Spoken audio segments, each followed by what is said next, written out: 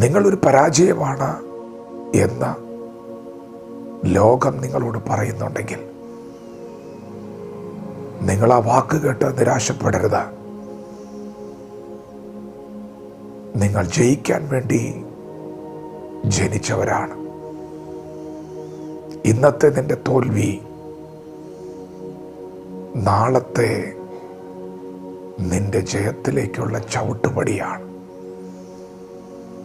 ഇന്ന് നീ ഒരു തോൽവിയാണ് എന്ന് പറഞ്ഞവർ തന്നെ നാളെ അത് മാറ്റി പറയും. നീ ജയിക്കാൻ വേണ്ടി ജനിച്ചവനാണ്. നിനക്കൊരു ജയമുണ്ട്. ആരാണ് ജീവിതത്തിൽ ഒരു ജയം ആഗ്രഹിക്കാത്തത്? എല്ലാവർക്കും ജയിക്കണമെന്നുള്ളൊരാഗ്രഹമുണ്ട്. നിങ്ങളങ്ങനെ ജീവിതത്തിൽ ഒരു വിജയം ആഗ്രഹിക്കുന്നുണ്ടെങ്കിൽ ജീവിതത്തിൽ വിജയിച്ചവരുടെ ഒരു പട്ടിക തയ്യാറാക്കണം. ചരിത്രത്താളുകളിൽ ഇടം പിടിച്ചിട്ടുള്ളവരുടെ, ലോകം വിജയിച്ചു എന്ന് പറയുന്നവരുടെ, ഗൂഗിൾ പറയുന്നവരുടെ ഒരു പട്ടിക തയ്യാറാക്കണം. അവരുടെ തുടക്കം എങ്ങനെയായിരുന്നു? അവരെങ്ങനെയാണ് വിജയിച്ചത്? ഏത് മേഖലയിലാണ് വിജയിച്ചത്? നിങ്ങളത് പഠിക്കണം. നിങ്ങളത് വിലയിരുത്തണം.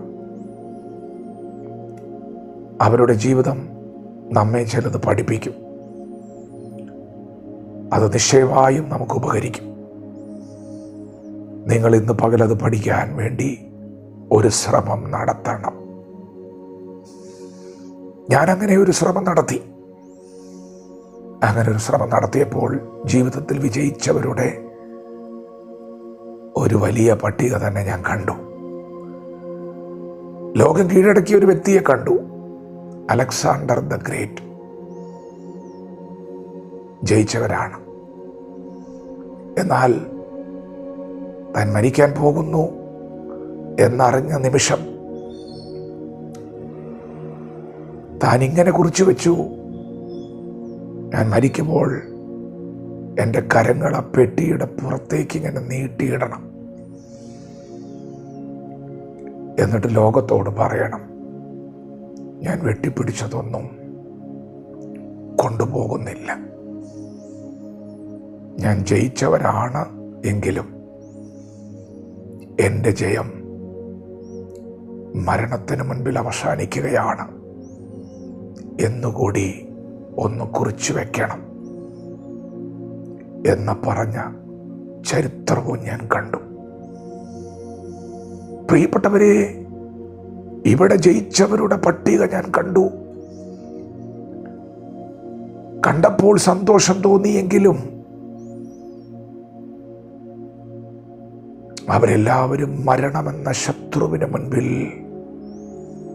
കീഴടങ്ങുന്നതായും ഞാൻ കണ്ടു. എല്ലാവരും ജയിച്ചു, പക്ഷേ മരണത്തിന് മുൻപിൽ തോറ്റുപോയി. ഓ, അതെന്തൊരു തോൽവിയാണ്! ജയിച്ചവൻ വീണ്ടും തോറ്റു എന്ന, അതൊരു തോൽവി തന്നെയാണ്. അപ്പോ കഴിഞ്ഞ നാളുകളിൽ ഞാൻ പരിശ്രമിച്ചതെല്ലാം പരാജയപ്പെട്ടല്ലോ. പ്രിയപ്പെട്ടവരെ, അങ്ങനെ അനേകർ തോറ്റ ചരിത്രവും ഞാൻ കണ്ടു. വിജയിച്ചവൻ വീണ്ടും തോറ്റു. അങ്ങനെ വീണ്ടും വീണ്ടും ഞാൻ പരിശോധിച്ചപ്പോൾ മരണത്തെ ജയിച്ച ഒരുവനെ കണ്ടു. എല്ലാവരെയും തോൽപ്പിച്ച മരണത്തെ കീഴടക്കിയ ഒരുവനെ, ഒരു ചരിത്ര നായകനെ ഞാൻ കണ്ടു. അവനെയും ഞാൻ ചരിത്രത്താളുകളിൽ നോക്കി, കണ്ടു, പഠിച്ചു, വിലയിരുത്തി. എനിക്ക് മനസ്സിലായി, ജയമെന്ന് പറഞ്ഞാൽ അതാണ്. ഏറ്റവും വലിയ തോൽവി മരണമാണെങ്കിൽ ആ മരണത്തെ ജയിക്കാൻ നിനക്ക് കഴിയുന്നുണ്ടെങ്കിൽ അതാണ് നിന്റെ ജയം. പ്രിയപ്പെട്ടവരെ, ഇവിടെ നാം എന്തൊക്കെ നേടിയാലും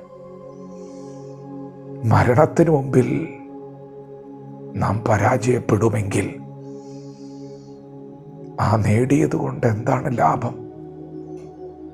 എന്നാൽ ഇവിടെ ഇതാ മരണത്തെ ജയിച്ച യേശു ക്രിസ്തു, ഹേ മരണമേ നിന്റെ ജയം എവിടെയെന്ന് പറഞ്ഞുകൊണ്ട് മൂന്നാം നാൾ കല്ലറയിൽ നിന്ന് ഉയർത്തെഴുന്നേറ്റിട്ട് തന്നെ അനുഗമിക്കുന്ന ശിഷ്യഗണത്തോട് വിളിച്ചു പറഞ്ഞു, എന്നിൽ വിശ്വസിക്കുന്നവൻ മരിച്ചാലും ജീവിക്കും. പ്രിയപ്പെട്ടവരെ, ജയമെന്ന് പറഞ്ഞാൽ അതല്ലേ?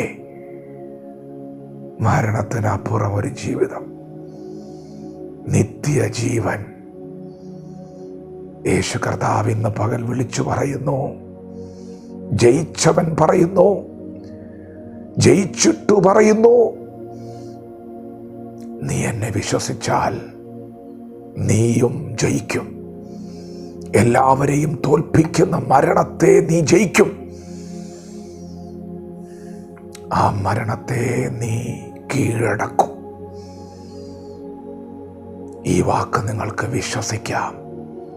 ജയിച്ചവന്റെ വാക്കാണ്. ജീവിതത്തിൽ വിജയിക്കാൻ ആഗ്രഹിക്കുന്നവരേവരും ചേർത്തു വെക്കേണ്ട ഒരു വാക്ക് യേശു പറഞ്ഞു, എന്നിൽ വിശ്വസിക്കുന്നവൻ മരിച്ചാലും ജീവിക്കും. ദൈവവചനത്തെ ഏറ്റെടുക്കാം. ദൈവം നമ്മെ ഓരോരുത്തരെയും പകൽ അനുഗ്രഹിക്കുമാറാകട്ടെ. ആമേൻ.